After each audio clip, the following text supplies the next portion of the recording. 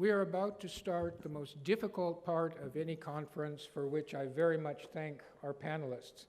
The last panel at the end of a conference is always the most difficult, but in this case, I think is in many ways the most important and the most interesting. Our subject are returning foreign fighters and their families, experiences, and practices. Each country has a different policy.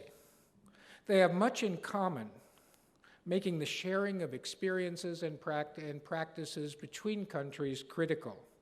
The questions are complex. On one level, there's the question of rehabilitation and reintegration versus the security concerns of every country. But even here, the questions are complex. Let me tell you a very brief story.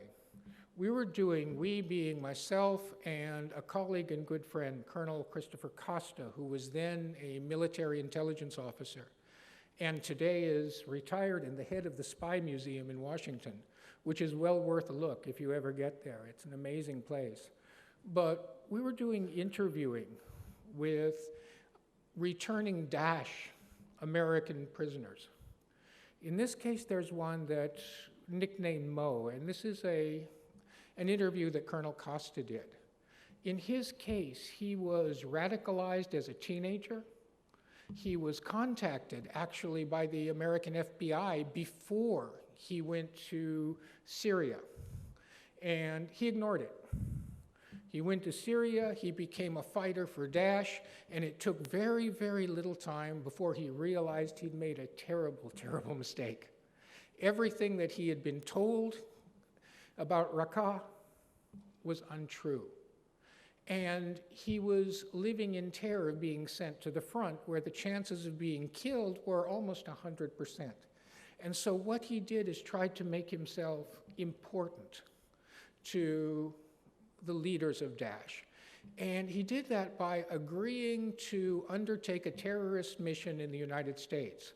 His mission was to blow up the New York City subway in an operation very much like 7/7 in Madrid. He had no intention of doing anything like it, but at least it got him out of Syria and back into the United States. He contacted authorities, told them everything he knew, cooperated in every way, and got a 30-year prison sentence, which is going to be carried out. Security concerns overrode any other. And this is a question that every country is facing with foreign fighters. His case is not at all unique. In fact, it's quite common. On another level, there's the question of what to do with women who were not combatants. Many of them remain in camps in Syria and Iraq, and have very little hope of repatriation, although they themselves undertook no violence.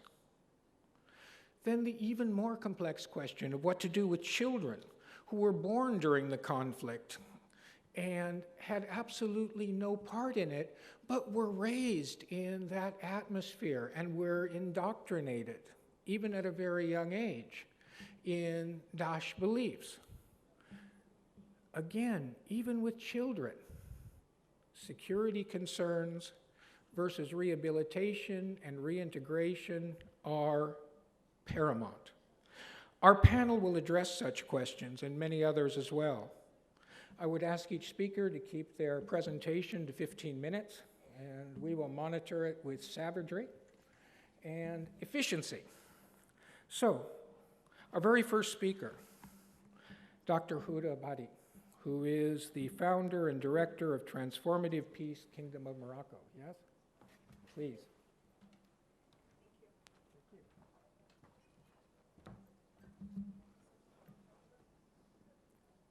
The presentation, please.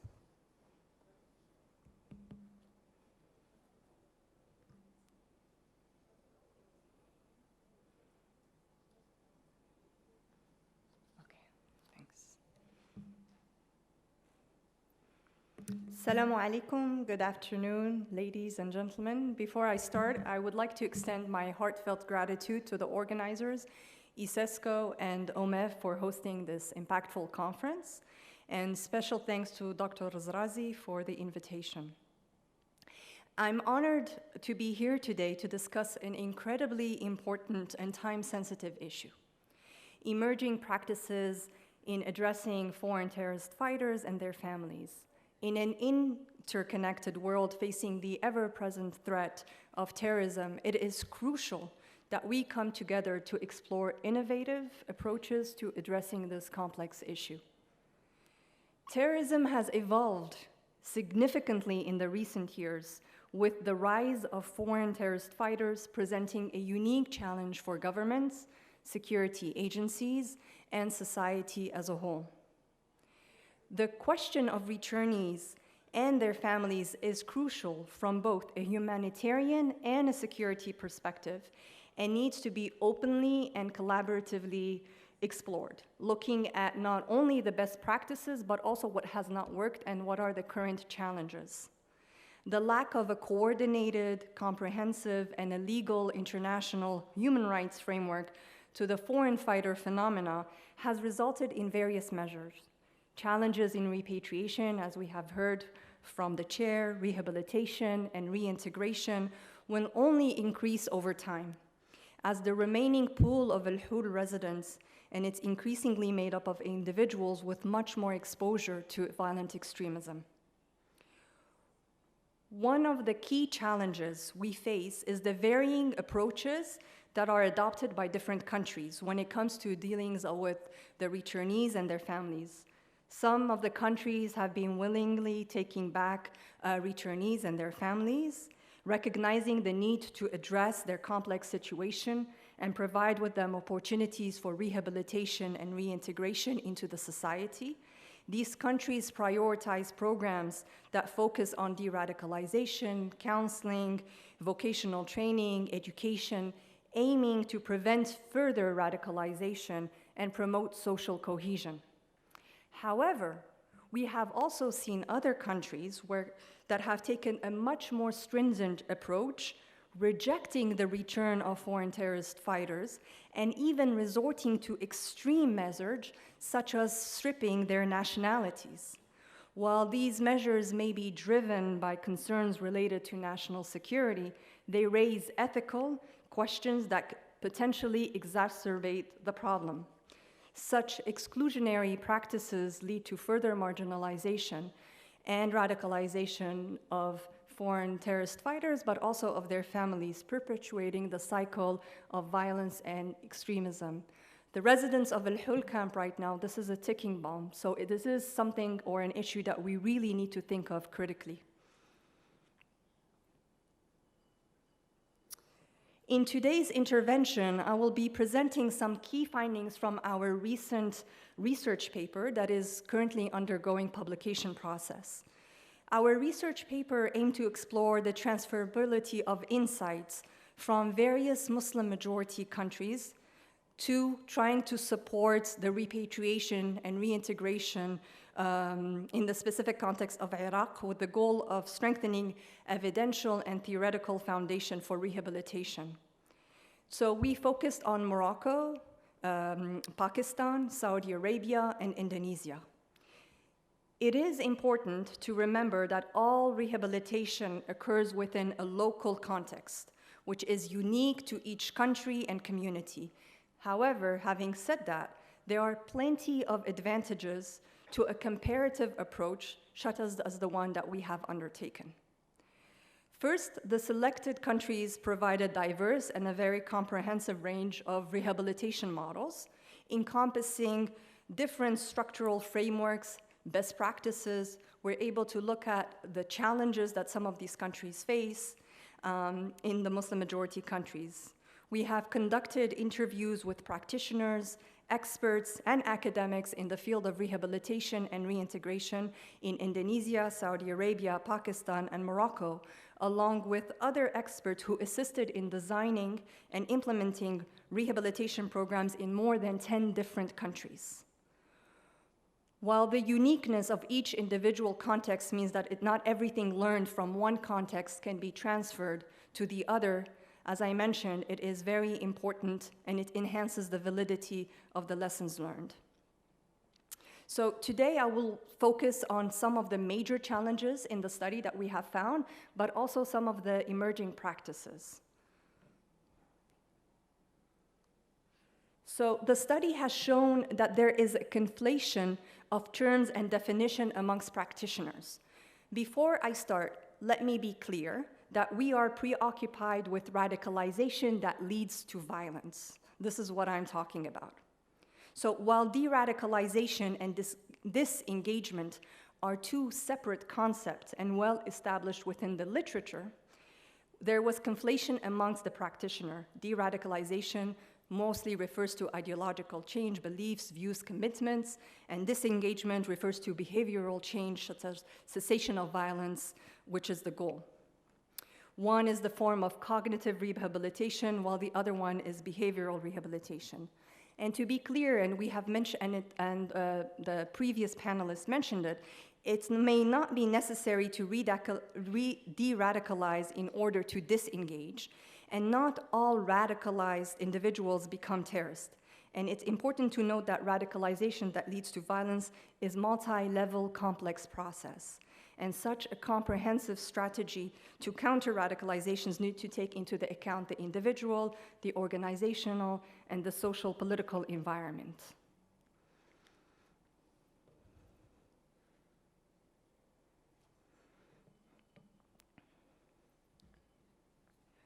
Related to this challenge also is, while academics, try to conceive of disengagement and de-radicalization as linked, but conceptually distinct concepts, it is not uncommon for practitioners, as I mentioned, to use the term interchangeably.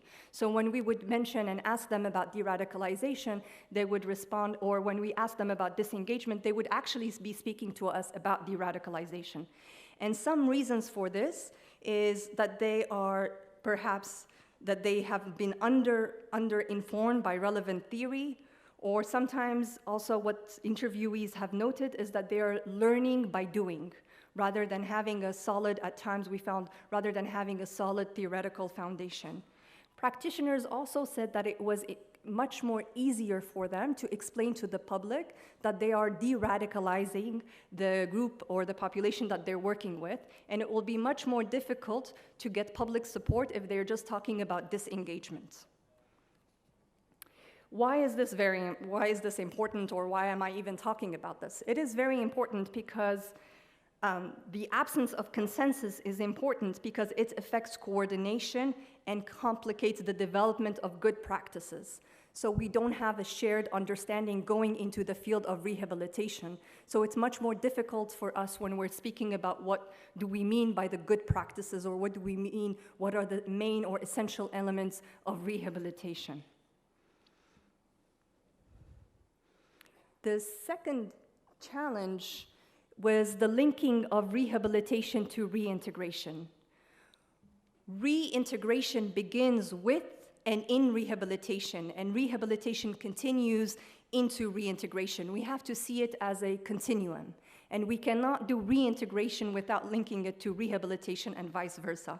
What is accomplished in rehabilitation prepares an individual for reintegration, and many of the practices that be continued throughout the reintegration processes.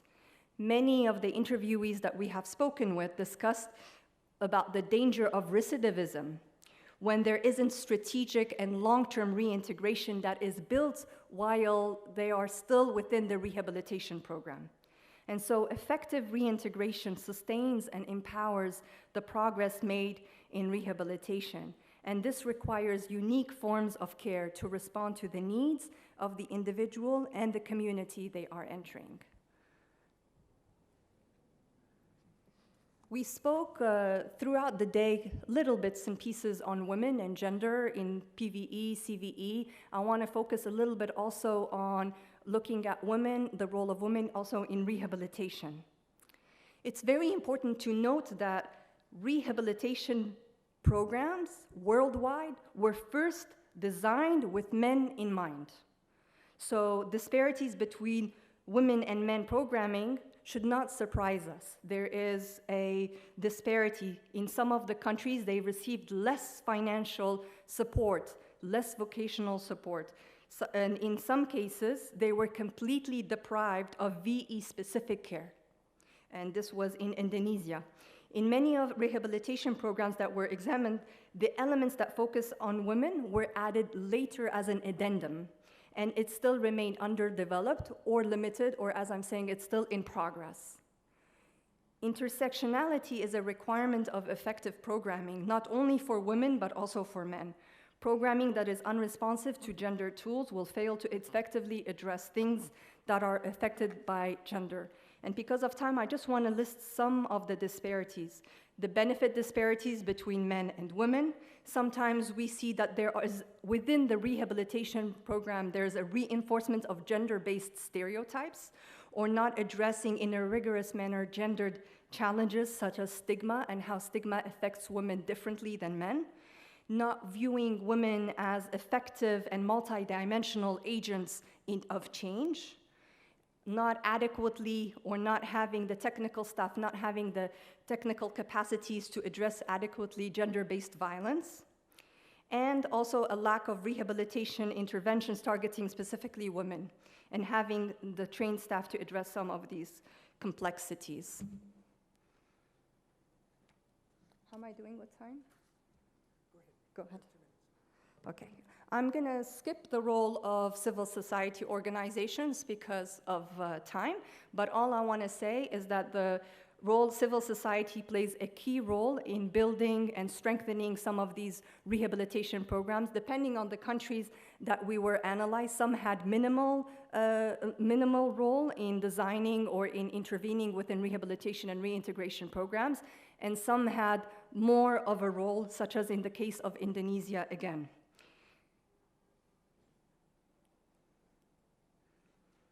Family was found to be both. It could be a protective and a risk factor for rehabilitation and reintegration.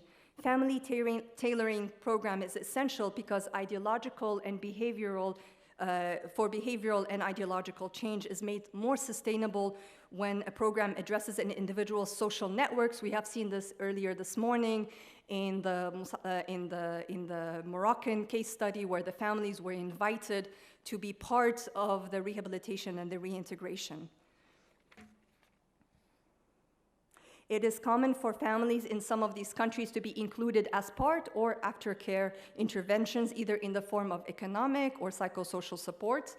And programs will use familial relationships as a central unit of analysis also when looking at social networks and evaluation, especially when they were trying to evaluate de-radicalization.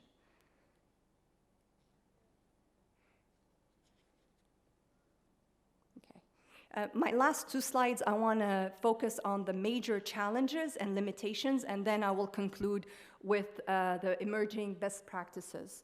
I grouped the challenges into 5 broad categories. One is information constraints. Transparency around information related to success rates, recidivism, and other indicators of program efficiency was not always available, or of questionable reliability. There was not as much transparency, and it makes it much more difficult for independent evaluation and for researchers to work in this field. Second is civil society and government collaboration. A recurring challenge in all case studies was the limited degree of cooperation between civil society and government, limiting the efficacy of both, especially when we're talking about community stigma, and we know that civil society has a very key, important role to play. The third is the lack of shared understanding of terms, and I used this example at the beginning when I was speaking about de-radicalization and disengagements. Stakeholders often operate under different understandings of what it is meant with words like extremism, de-radicalization, disengagement, and rehabilitation. This lack of shared understanding impedes the whole of society approach that is required for sustainable rehabilitation. Fourth is the social and political barriers in rehabilitation. A host of social obstacles hinder rehabilitation and reintegration, such as gender biases, which play a huge role, stereotypes, assumption about religiosity, or how much does ideology play a role in the radicalization, quote unquote, and most importantly, also stigma towards ex-detainees and returnees. Overall, the success of these rehabilitation programs relies heavily on the community buy-in and lowering the social stigma with the reintegration of the individuals who have undergone de-radicalization and disengagement. Also, for practical barriers, we found that ID cards that mark people as ex-detainees and security clearances could prevent them from finding employment, which increase, again, their grievances and their lack of finding dignity after they leave. And lastly, structural design limitation.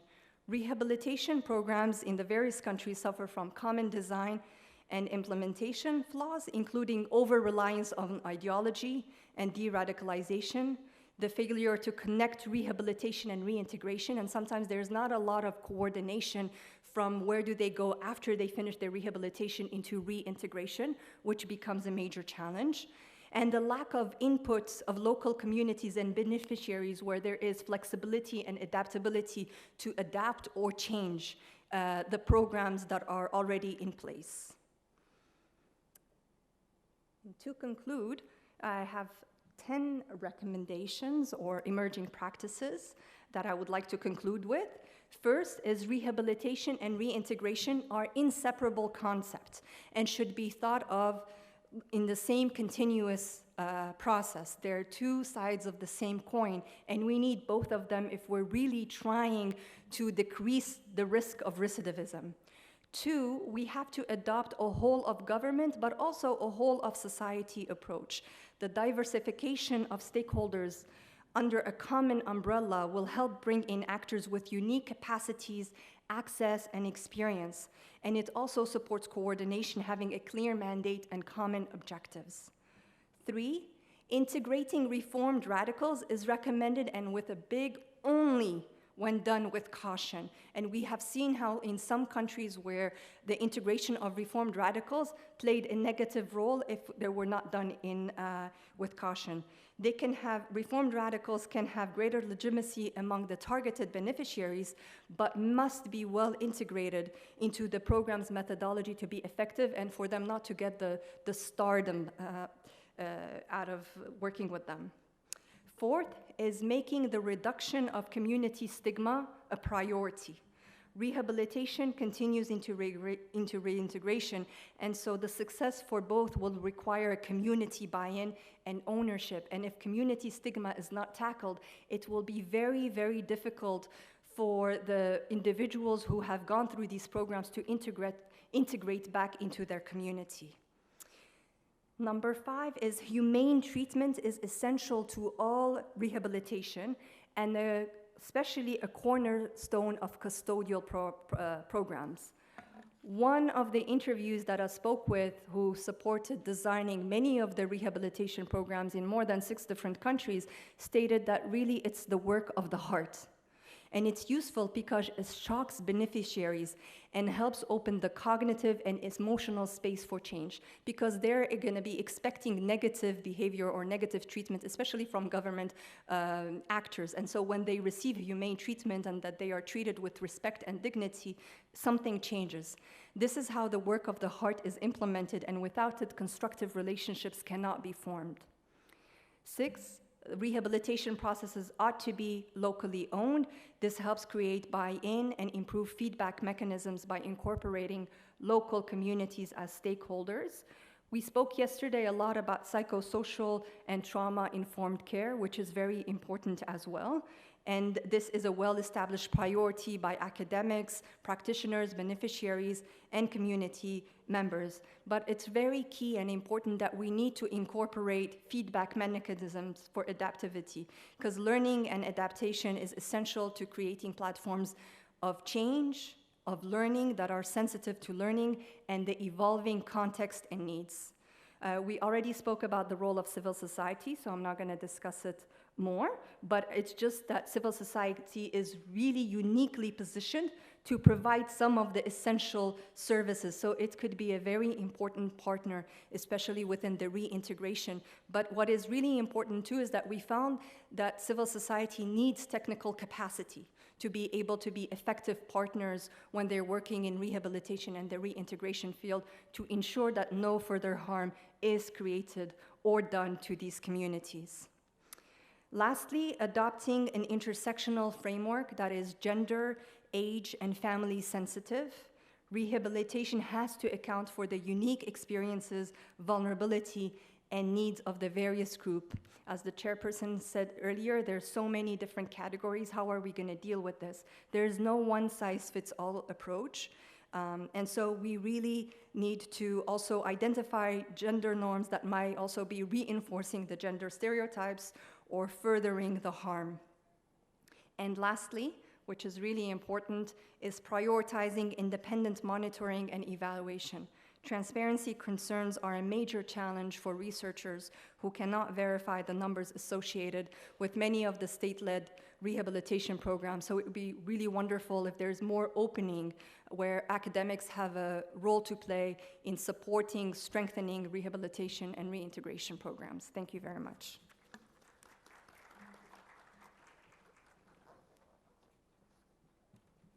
Thank you very much. Very interesting. Next, Ms. Mahani Achour, researcher at OMEV, a PhD candidate at the University of Sidi Mohammed bin Abdullah University in Morocco. Please.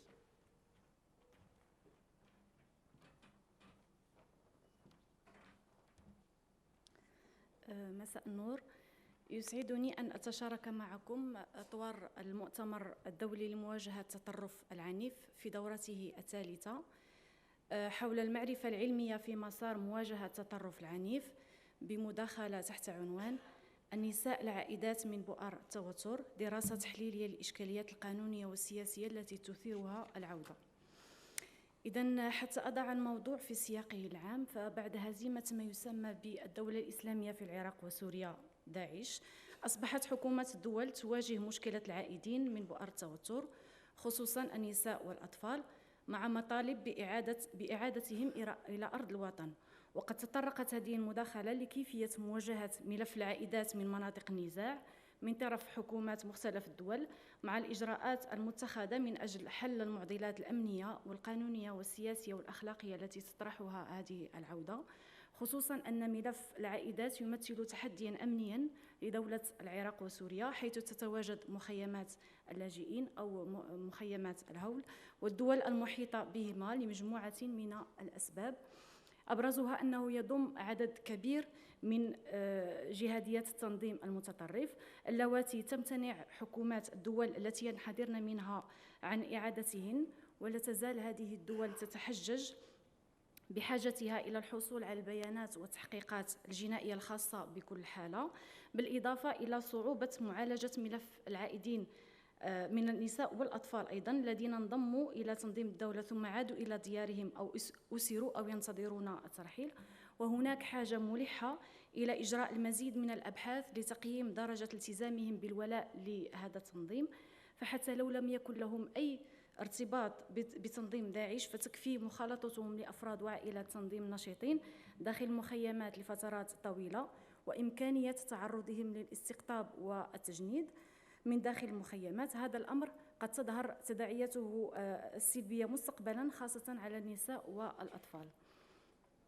لذلك قمنا بهذه الدراسة من أجل تسليط الضوء على الوضعية القانونية للنساء العالقات أو العائدات من بؤر التوتر، وإبراز طبيعة استجابة الدول وسياسات التعامل مع المقاتلين الأجانب وعائلاتهم، خصوصا النساء والأطفال، في ظل عدم الاتفاق دوليا على طريقة موحدة للتعامل مع العائدين. وعليه فإن هذه الدراسة تحاول الإجابة عن تساؤلات تالية: كيف عالج المجتمع الدولي مسألة العائدات من بؤر التوتر؟ وما هي الإشكالات القانونية والتحديات التي تثيرها هذه العودة؟ في ظل استجابة الدول لملف العائدات، ما هي الإجراءات التي اتخذتها وما مدى مراعاة تشريعاتها الوطنية للمنظور الجنساني في التعامل مع هذا الملف؟ في مقاربتنا لهذا الموضوع سنعتمد على المنهج التحليلي الذي تم توظيفه في هذه الدراسة من أجل تحليل وضعية النساء العائدات من بؤر التوتر وطبيعة استجابة الدول لهذا الملف من خلال تحليل سياسات مختلف الدول وخصوصا الغربية في تدبير ملف العودة. منهج دراسة الحالة من خلال التطرق للتجربة المغربية في هذا المجال وكيفية التعاطي مع معضلة العائدات. بخصوص المقاربة تم توظيف مقاربة النوع الاجتماعي في سياق الإرهاب والمتمثل في النساء العائدات من بؤر التوتر. هذه المقاربة التي مكنت من تحليل طبيعة الاستجابة القانونية لوضعيتهن. وتلازما مع معطيات الموضوع ولملامسة مختلف جوانب هذه الدراسة سنقوم في هذه المداخلة بتسليط الضوء على طبيعة استجابة المنظمة الدولي مع ملف العائدات من خلال محورين. سنقوم في المحور الأول باستقراء مختلف القرارات والتوصيات الصادرة عن هيئة الأمم المتحدة، ثم سنتطرق لمختلف الإشكالات التي تفرضها هذه العودة من أجل تقدير حجم التعقيدات أو معرفة حجم الإشكالات التي ترافق تدبير هذه الفئة من النساء والأطفال سواء على المستوى الأمني أو القانوني أو السياسي أو الاجتماعي. في المحور الثاني سنتطرق لسياسة مختلف الدول خصوصا الدول الغربية في التعامل مع ملف العائدات بما يحمله من إشكاليات وتحديات للوقوف على مدى مراعاة هذه الدول لتوصيات المنظمة الدولي في معالجة هذه الإشكالية. ثم أخيرا سأتطرق بإيجاز للتجربة المغربية في هذا المجال باعتبارها تجربة فعلا تستحق الدراسة. إذن بخصوص الإطار القانوني الدولي تطرقنا لقرارات مجلس الأمن ذات صلة بالموضوع أولا، ثم استراتيجية الأمم المتحدة العالمية لمكافحة الإرهاب ثانيا، ثم المبادئ التوجيهية الدولية. بالنسبة لقرارات الأمم المتحدة استقيت بعض القرارات، منها أول وأهم قرار هو القرار رقم 1373 الصادر سنة 2001 الذي يعتبر الأساس القانوني الأول لجميع قرارات مجلس الأمن اللاحقة في مجال مكافحة الإرهاب. ثم القرار الثاني قرار 1325 صادر سنة 2000 حول المرأة والسلام والأمن، تلته طبعا مجموعة من القرارات حول نفس الموضوع المرأة والسلام والأمن. هذا القرار يدعو إلى حماية النساء والفتيات من العنف الجندري في أوقات الصراع. ثم هناك قرار مهم جدا هو القرار رقم 2331 الصادر سنة 2016 الذي تطرق لصور استغلال النساء من قبل الشبكات الإرهابية واعتبارهن ضحايا التجارب بالبشر. سنة 2017 أصدر مجلس الأمن قرارين مهمين يتعلق القرار الأول رقم 2395 والقرار الثاني رقم 2396، حيث أكد من خلالهما مجلس الأمن على ضرورة مراعاة الاعتبارات الجنسانية والعمرية فيما يتعلق بالمقاتلين الإرهابيين الأجانب. ثم لدينا استراتيجية الأمم المتحدة العالمية لمكافحة الإرهاب والتي على الرغم من أنها غير ملزمة قانونا للدول الأعضاء إلا أنها تعتبر سكا عالميا غير مسبوق لتعزيز الجهود الوطنية والإقليمية والدولية لمكافحة الإرهاب. ثم المبادئ التوجيهية الدولية التي أفرزت مجموعة مهمة من المذكرات الدولية التي تعتبر خارطة طريق للدول والحكومات من أجل وضع سياسات ناجعة للتصدي للتحديات المرتبطة بالإرهاب. فيما يتعلق بالإشكالات التي تطرحها عودة النساء من بؤر التوتر، نجد على المستوى الأمني أن هؤلاء العائدين من مناطق النزاع يشكلون تهديدا أمنيا على دولهم من خلال إمكانية تنفيذ هجمات إرهابية، كما قد نجد أطفال ونساء قد تلقوا تدريبا عسكريا في مناطق النزاع، مما يثير أسئلة حول التأثيرات المترتبة عن عودتهم إلى الوطن والتهديد الذي يمكن أن يشكله ذلك. على المستوى الاجتماعي نجد أن مسألة العائدين لا تتعلق فقط بالأفراد وأيضا بالعائلات التي اصطحبوها معهم إلى مناطق النزاع أو التي أقاموها هناك، وقد نجد عائلات تعاني من سوء الأحوال المعيشية والأوضاع غير الإنسانية. ثم على المستوى القانوني تواجهنا صعوبة كبيرة حول جمع أدلة تثبت أن هؤلاء المقاتلين حاربوا إلى جانب التنظيمات الإرهابية خصوصا النساء، لأن هناك من يرى ضرورة معاملتهن كضحايا. أما عن تصور الغرب في مواجهة ملف العودة فسأنطلق هنا من قرار مجلس الأمن رقم 2178 الذي ضم نوعين من التدابير التي من المهم أن تلجأ لها الحكومات في إطار تصدي للظاهرة. حيث تشمل تدابير صلبة وتدابير ناعمة. بالنسبة للتدابير الصلبة تتمثل في أن بعض الدول تضع قوانين لإمكانية حجز وثائق السفر وتعطيل التنقل عبر المنافذ الحدودية المختلفة والقبض على العناصر المشتبه بها. وبعض الدول لجأت إلى التدابير الناعمة حيث تقوم بعمل تقييم فردي لكل حالة من المقاتلين الأجانب العائدين لتحديد الدوافع وراء السفر لمناطق الصراع وإخضاعهم لبرامج إعادة تأهيل وإعادة الإدماج. بخصوص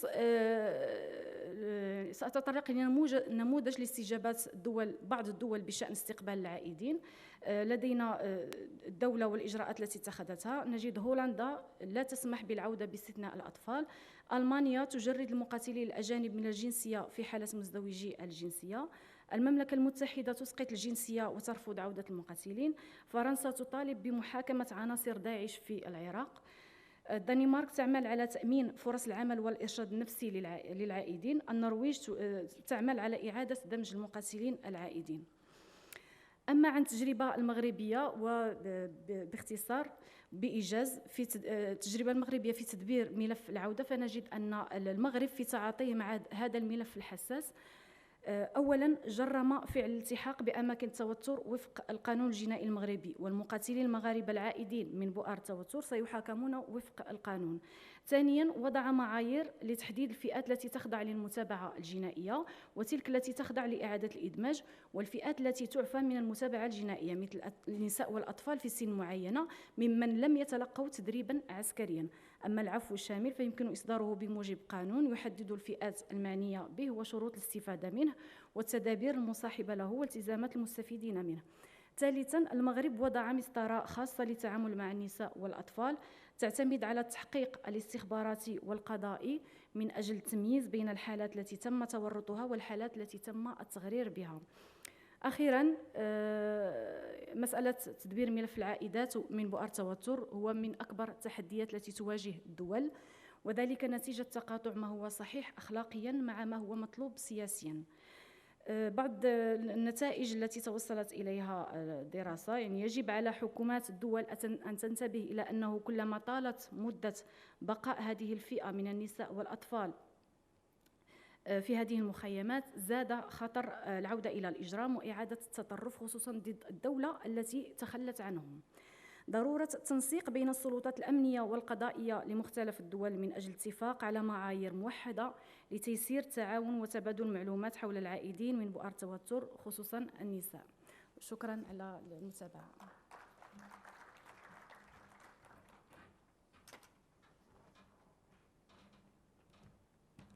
Thank you very much. Our next speaker is Mr. Lionel Nzamba. He is the Task Manager, Youth Unit, CGLU Africa. Mr. Nzamba.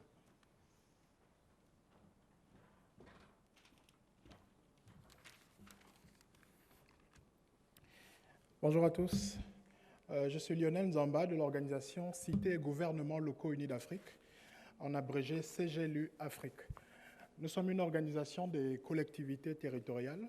Nous œuvrons principalement dans tous les domaines qui concernent en fait la vie locale, l'implication des élus, dans toutes les questions que vous savez aujourd'hui brûlantes. Et justement, l'objet de ma présence ici, c'est le rôle des élus locaux et le défi des combattants de retour.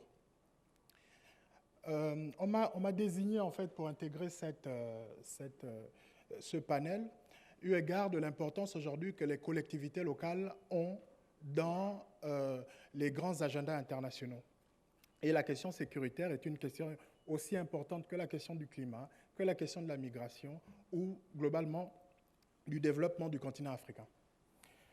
Donc je vous disais que j'appartiens à l'organisation Cités et Gouvernements Locaux Unis d'Afrique, qui est une organisation fêtière des collectivités locales. L'organisation, en fait, nous pesons environ 2000 membres. 2000 membres, c'est les villes et les organisations qui font partie de notre organisation. Nous sommes la section africaine et on appartient à un réseau un peu plus grand qui est CGLU, l'Organisation mondiale des villes. Et nous comptons également 51 associations nationales de collectivités locales, dont l'Association des présidents des conseils communaux du Maroc, en abrégé AMPCC. Nous avons notre siège au Maroc, à Rabat, et notre organisation a une représentation dans les différentes régions d'Afrique.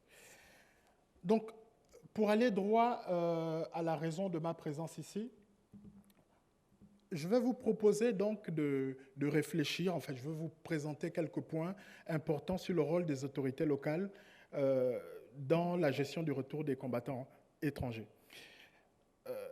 Le rôle des autorités locales aujourd'hui est minimisé, est sous-estimé dans la situation de prévention, mais aussi dans la gestion post-conflit. Malgré leur place en première ligne aux côtés des citoyens, en même temps dans les zones urbaines que dans les zones rurales, leur rôle est de plus en plus maintenant pris en considération, au même temps que le rôle des jeunes et le rôle des femmes. La réponse aux menaces qui pèsent sur la paix et la sécurité des citoyens se fait généralement à l'écart de toute initiative politique ou bien des actions répressives du gouvernement central. Donc cette position fait des collectivités locales, à bien des égards, des pionniers dans la gestion et la consolidation de la paix.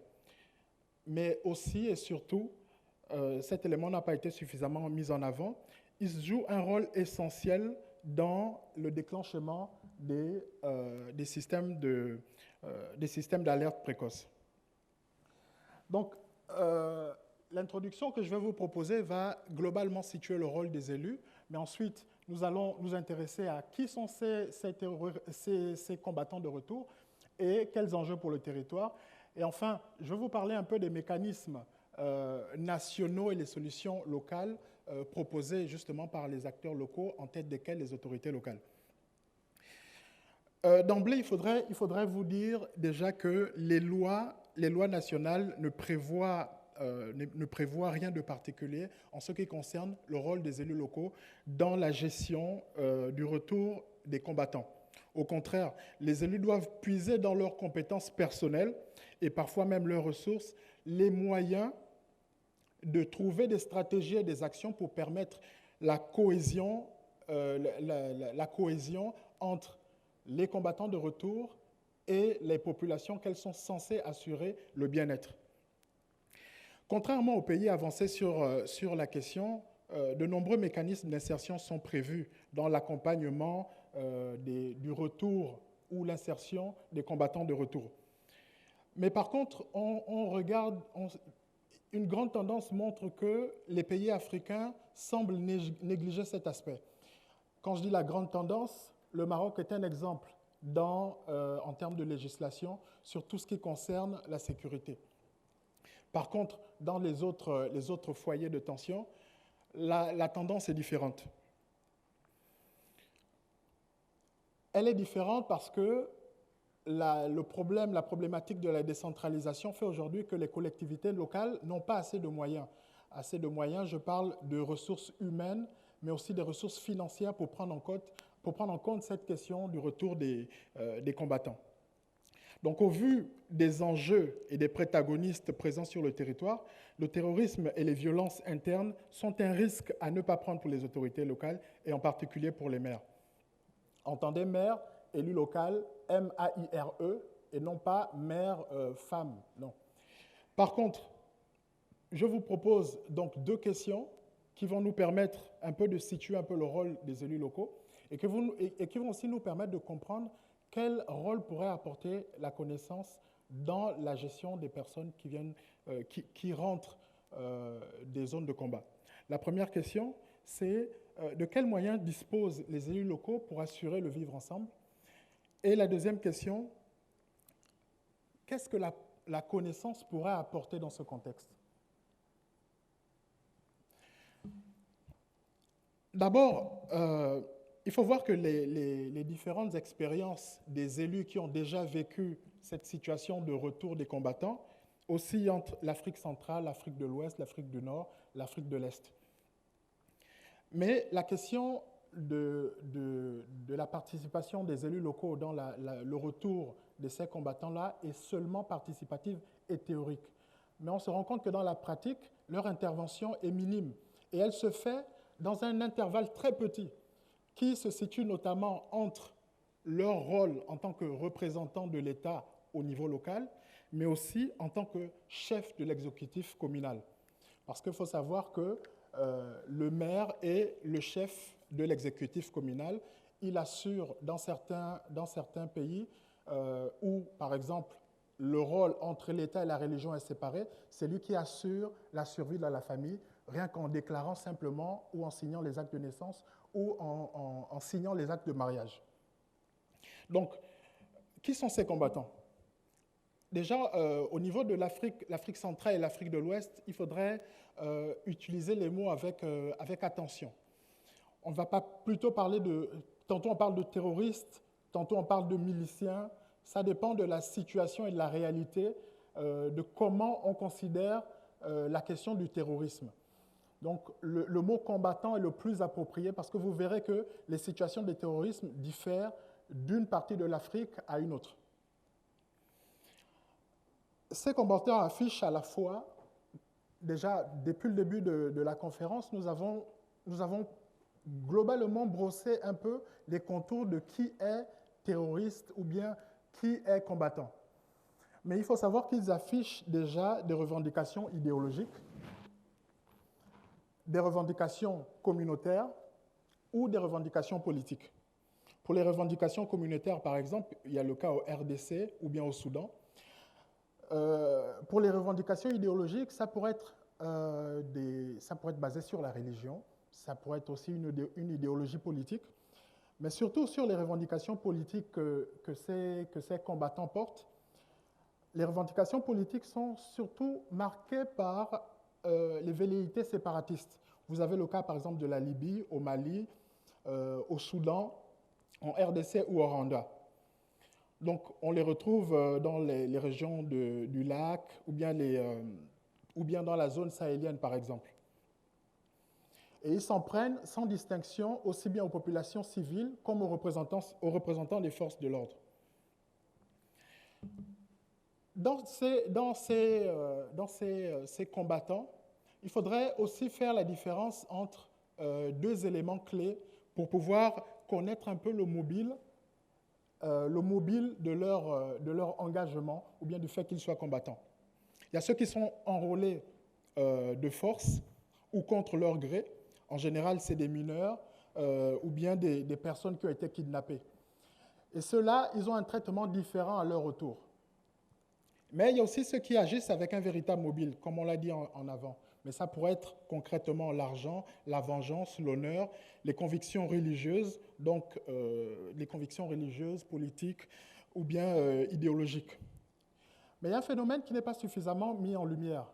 Parce que, par exemple, en Afrique de l'Ouest ou bien dans la zone des Grands Lacs, il y a aussi les conflits entre éleveurs et agriculteurs qui génèrent aussi un cycle de violence. Il y a les conflits intercommunautaires, et vous avez certainement vu dans l'actualité, mais ça, on n'en parle plus trop, c'est le phénomène des enfants soldats. Une fois qu'on a posé ce décor, quels sont les risques pour le territoire? Le risque pour le territoire, en fait, d'abord, quand ces personnes arrivent, il faut savoir que ce n'est pas tous qui ont le courage de s'auto-dénoncer ou bien d'avouer qu'ils ont participé à des actes répréhensibles par la loi, c'est-à-dire des actes qui pourraient les emmener soit à une condamnation par une peine de prison ou à une condamnation à mort pour les cas où cette peine encore existe. Et dès qu'ils sont de retour, il faudrait savoir que certains États ont mis en place des mécanismes. Les mécanismes nationaux qui sont mis en place vont de la justice à l'instauration de ce qu'on appelle les commissions vérité et réconciliation. Donc, ces commissions permettent de trouver des solutions non judiciaires à un problème qui a peut-être des conséquences judiciaires. C'est à ce moment-là que le rôle de l'autorité locale est important. Parce que au lieu de combattre le feu par le feu et se plonger dans un cycle de violence, l'élu local peut être celui qui va remplacer, qui va faire que la décision judiciaire qui est inacceptée devienne une vérité acceptée par la population. C'est le rôle qu'il joue. Ça peut être un rôle aussi, un rôle pédagogique qui permet aux personnes d'être réintégrées à travers les mécanismes mis en place par l'État, mais aussi qui permet la vie, la cohésion, le vivre ensemble dans le milieu local. Mais il faudrait dire aussi, pour terminer rapidement, il faudrait dire aussi que les mécanismes participatifs ont montré leurs limites. En intégrant, en mettant en avant les mécanismes participatifs, il faudrait les doubler par des mécanismes inclusifs. Les mécanismes inclusifs pourraient permettre de contrer les échecs qui ont été soulignés par la défaillance donc, des mécanismes mis au niveau national. C'est-à-dire, ce que les élus ont relevé, c'est par exemple les conflits générationnels, l'inégale répartition des ressources sur le territoire justement pour prendre en charge les personnes de retour et les réalités interculturelles et religieuses qui sont connues par les acteurs locaux et les élus locaux. Simplement, je voudrais finir avec quelques recommandations, puisque nous sommes dans cette session qui pourrait nous permettre de partager les expériences. L'une des premières recommandations, c'est le partage d'expériences. Le partage d'expériences parce qu'il y a beaucoup d'expériences, beaucoup de réussites, des réussites qui ont montré qu'il est possible de réintégrer les personnes qui ont participé à tort ou à raison à des actes répréhensibles. Mais, comme on l'a vu depuis le début des interventions, le partage d'expérience permet, par exemple, d'adapter une réalité à un autre contexte qui pourrait permettre la cohésion sociale et la paix dans les localités en question. Je voudrais vous remercier parce que les autorités locales, leur rôle n'est pas suffisamment mis en avant dans la gestion des conflits, mais surtout dans l'apaisement aussi. Parce qu'il y a un sérieux, il y a des difficultés qui risquent de s'aggraver sans l'intervention des personnes qui connaissent réellement le terrain. C'est pour ça que c'est important que les chercheurs, les journalistes contribuent aussi à ce partage d'informations. Et je remercie l'Iesesco parce que la richesse des panels qui ont participé aux discussions permet aujourd'hui de réussir à mettre sur la même table les organisations internationales, les représentants des structures universitaires qui justement font de la recherche, que ce soit de la recherche fondamentale ou bien de la recherche appliquée, justement pour essayer à trouver des innovations, des solutions qui pourraient permettre aux jeunes, aux femmes, de contribuer à la paix dans les territoires. Je vous remercie beaucoup pour votre attention.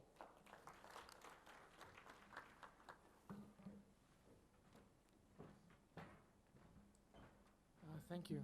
I very much apologize to our remaining speakers, but I'm informed that the conference is running late, which is a constant danger when you're doing the very last panel.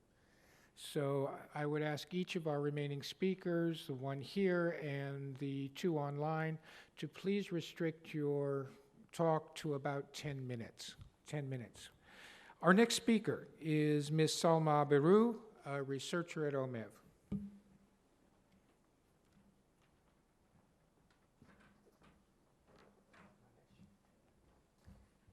Good evening, everybody. Thank you, Mr. Kaplan, for the introduction. So it was brought to my attention that I only have 10 minutes, so I will try my best to make it as brief as possible. My presentation today is on the victims of terrorism, and it will be a focus on the Moroccan experience. So since the last decade of the previous century, the issue of the victims' rights has become one of the most common issues. It is no longer acceptable today to focus on human rights without considering the rights of the victims of terrorism. Therefore, the issue of the indemnization and the support of the victims of terrorism is very important for two main reasons. First, the victims of terrorism are considered a stakeholder alongside the state in the process of countering terrorism and radicalization, in the sense that they can also provide evidence of the truth of the terrorist act, to the degree of its dangerousness, and can create associations and groups to commemorate the victims of terrorism, and make campaigns against radical ideology and violent extremism. The second point is that the reparation of the victims is considered a material support for the victims of terrorism and their families, as well as psychological and social support. And the compensation of the victims is based on the principle of restitution and global compensation, in addition to restoration and reintegration. So in this presentation, we will start with tackling the weaknesses and strengths of the status of the victims of terrorism under the international legal system against terrorism. So the legal system for combating terrorism completely neglected the issue of support of and protection of the victims of terrorism, and it confined itself to referring to the victims in some of the instruments related to the field of combating terrorism itself. First of all, the International Convention of the Suppression of the Financing of Terrorism, signed in New York on January 10th of the year 2000. I cannot go into details of the International Convention. So the second one is the International Convention against the taking of hostages, signed in New York also on December 18th of the year 1979, where the state in which the criminal is held hostage takes measures to elevate the hostage's condition, securing the return of the victim to his country, and releasing and returning the things owned by him. And now we can tackle the strengths of the victim status in the legal system for fighting crime in general. So in contrast with the neglect of the victim of terrorism in the international legal system for combating terrorism, the UN has acknowledged very ample attention to the issue of victims in general through the adoption of several instruments. And the first of all, we can talk about the protection of the victims through the criminalization of the terrorist acts.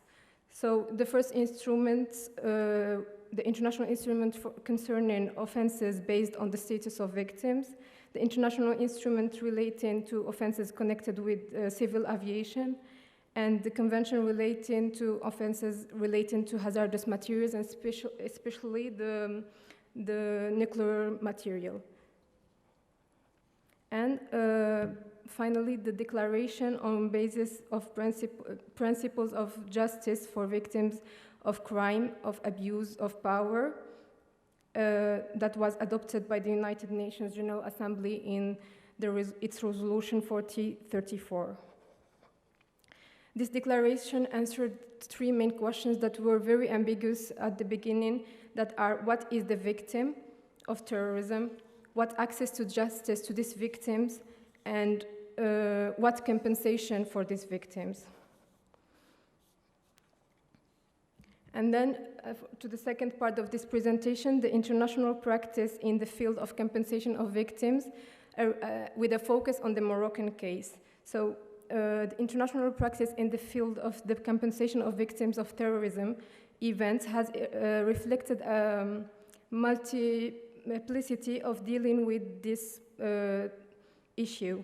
First, the regulations that have established a special legal framework that regulates the issue outside the normal handling of the compensation claims before the court by adopting alternative systems away from the judicial problems for compensation, either the framework of insurance systems, such as the example of France, and the amicable or friendly settlements, such as the case in Iraq. And the second is the regulations, where the regulations were limited to developing temporary solutions to provide redress for the victims of terrorism, terrorist events, in addition to judicial treatment in the absence of a legal provision of the compensation of victims of terrorism. And the last one is systems where the systems were satisfied with opening the way for those affected to resort to the court to claim compensation within the framework of general rules. And lastly, we will talk about the Moroccan case. So I will try to make it brief again. We have three main cases in Morocco. The first one, which is a judicial precedent, the Atlas Asni case. So those with rights to a Spanish citizen who died after the attack of Atlas Asni that took place in Marrakesh on August 24 of the year 1994, filed for a lawsuit for compensation. So the administrative court of Rabat issued its ruling to respond to the request.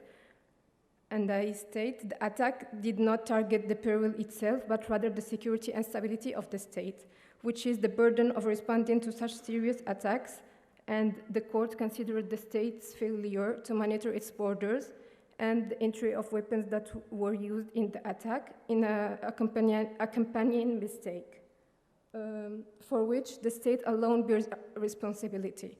So the victims were compensated on this basis. And the second case is the Argana case that took place on April 28 of the year 2011 in Marrakesh. The administrative chamber, while aligning with the Rabat court, considered the responsibility of the state while ruling out the existence of any fault of the state. So the final decision of compensation was based on the principle of national solidarity and the solidarization of, socialization of the risk. And the last case, which took place on the 16th of May in Casablanca, where the state allocated an arbitrary financial grant from its general budget for the benefit of its beneficiaries of the victims of terrorism attacks that occurred in Casablanca on the 16th of May 2003 under the Honorable Dahir, number 103-178 on September 11, 2003. So after these cases, in 2016, the Finance and Economic Development Committee in the House of Representatives adopted June 20 bill relating to the creation of a social security cover against natural disasters and terrorist attacks. The purpose of this bill is to create a coverage plan for victims of natural disasters and terrorism so they receive compensation through a solidarity fund. Okay. So the last point of my presentation will be the specificity of women in victims of terrorism and why we had the specific treatment of women returnees, so the victimization of women. So first of all, we should know that the victims are not a homogeneous group, so every victim has its different needs, expectations, and priorities.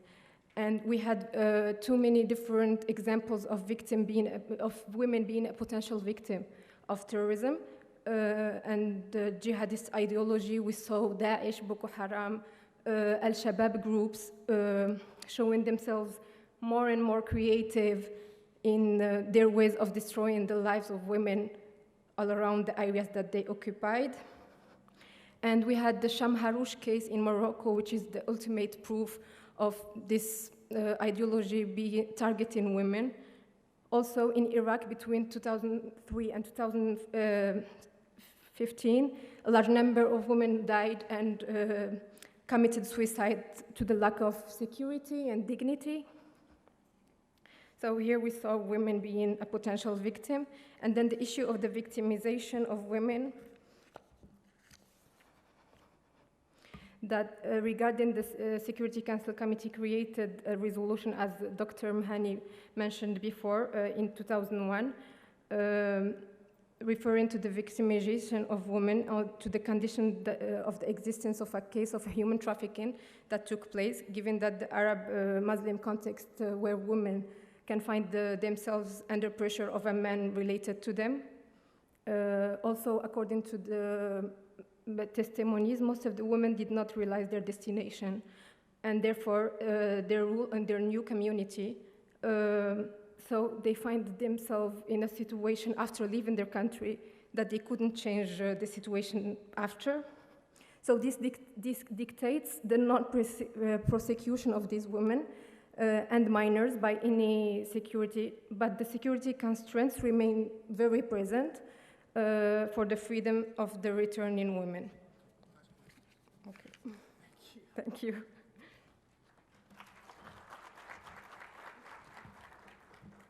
All right, finally, we have 2 online speakers, and I would ask each of the speakers to please restrict themselves to 10 minutes, as we're in a real hurry now. Our first speaker is Mr. Hisham Haddad, who is the researcher at the Strong Cities Organization. If the online is ready.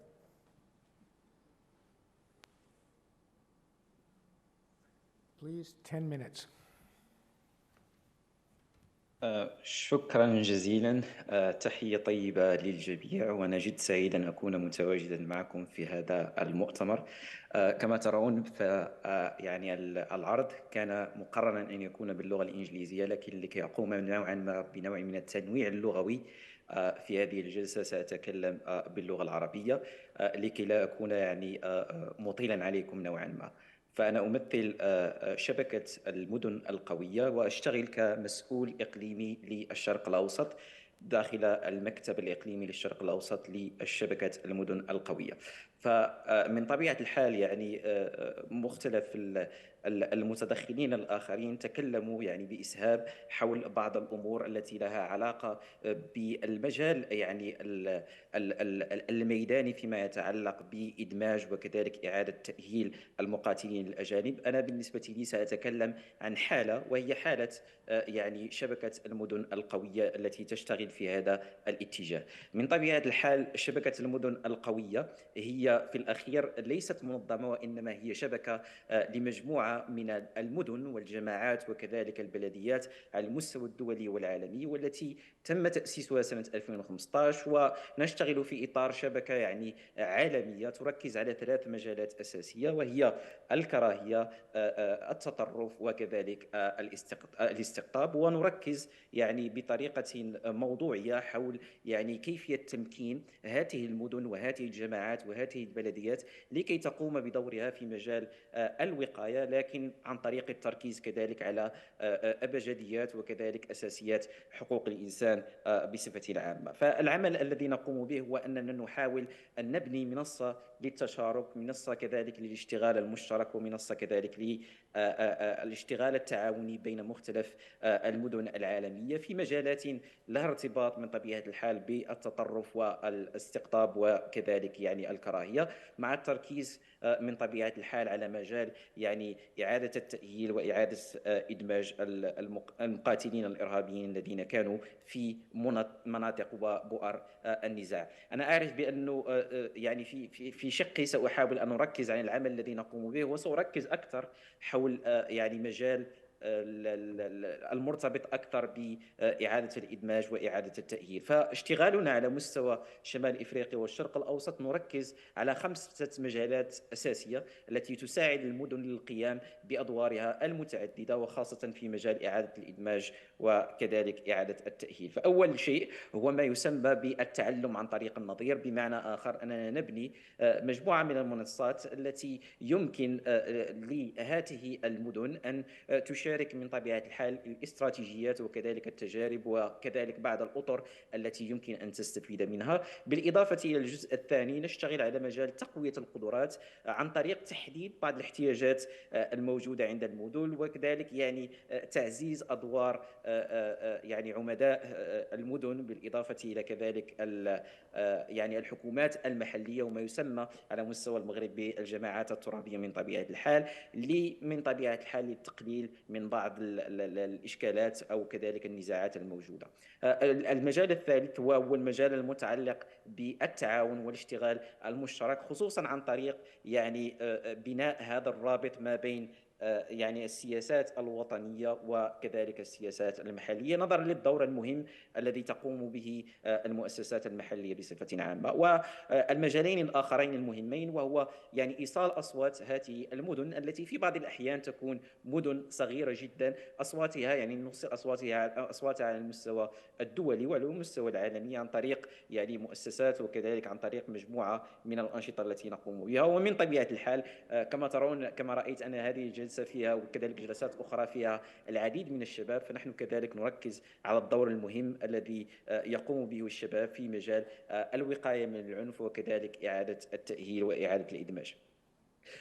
لن أدخل في هذه يعني في بعض الأمور هنا، سأدخل مباشرة يعني إلى بعض يعني التجارب التي اشتغلنا عليها والتي سأقوم بتقديمها نوعا ما، يعني خصوصا سأركز على أحد هذه الحالات بطريقة تفصيلية. فعلى سبيل المثال يعني مدينة جيرك بألمانيا، فهي اشتغلت يعني على برنامج جد متكامل في مجال يعني الدعم المباشر لفائدة العائلات العائدة من بؤر التوتر، وذلك بطريقة تشاركية على المستوى الوطني يعني مع الحكومة الوطنية، بالإضافة كذلك إلى الجمعيات المحلية.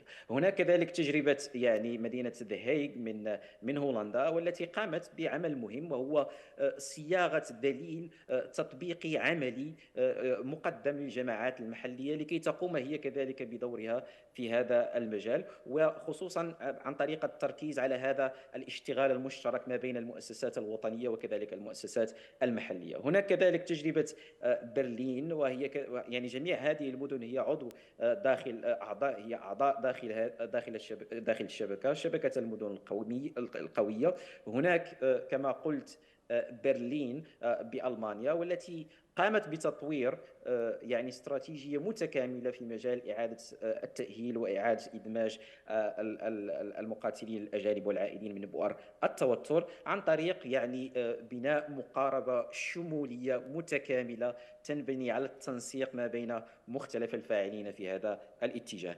تجربة برلين والتي كان لدينا فيها انخراط جد فعال وانخراط كذلك جد فاعل، سأقوم بالحديث عنها بطريقة تفصيلية. من طبيعة الحال أن عندما أتكلم عن هذه التجربة هذا لا يعني بأنها تجربة يمكن تطبيقها على مستوى مختلف الدول والعالم، لكن كان من المهم جدا أن نأتي بتجربة مغايرة ما دام أن هذا المؤتمر هو مؤتمر دولي من طبيعة الحال، وأن نتطرق إليها. هناك بعض الأمور التي يمكن تطبيقها على المستوى المحلي خصوصا في السياق المغربي، وهناك بعض الأمور من طبيعة الحال التي يمكن أن نقول بأنه من الصعب جدا التركيز عليها في إطار هذا السياق.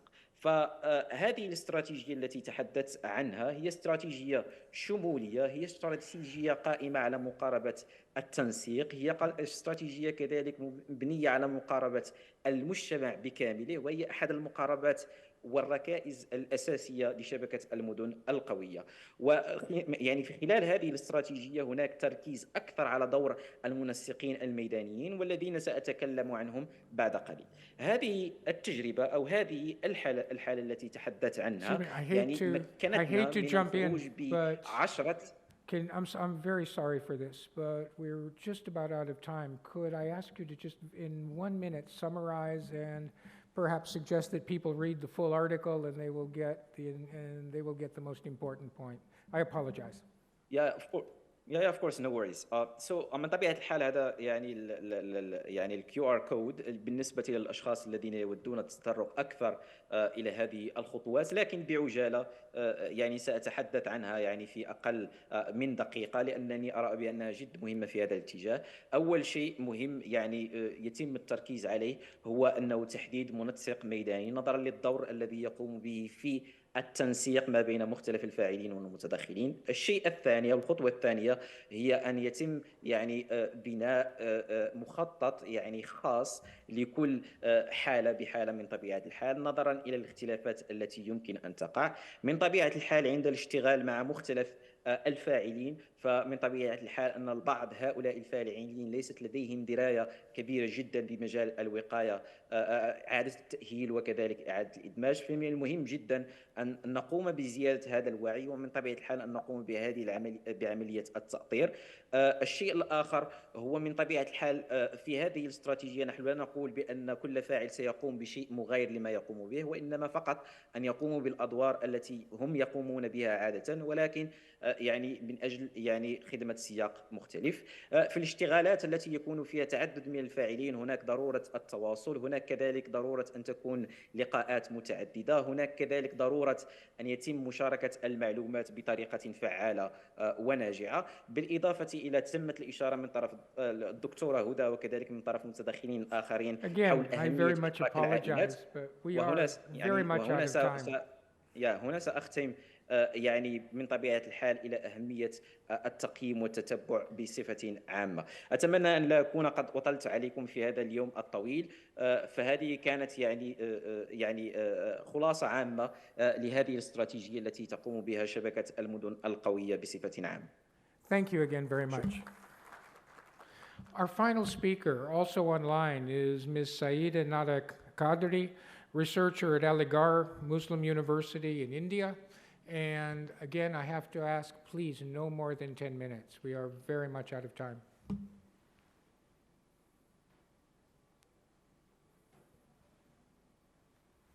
Okay. Hello. Hello, good evening. Can you hear me? Hello, hello, hello. Can you hear me? Yeah, we can hear you, cannot see you. Can you hear me? Hello? Okay.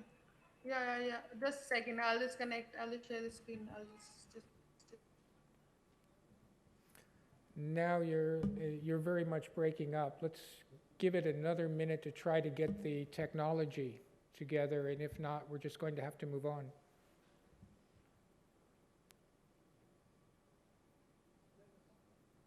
I think that's the answer. So again, I apologize for cutting some of the speakers short. It's a pitfall that's very common to the last panel at the end of a conference. Thank you all very much, and very much thank the panel. They did a very good job under pressure. Thank you. And I would ask, please, round of applause for the panel. And I would ask now the closing remarks from the steering committee.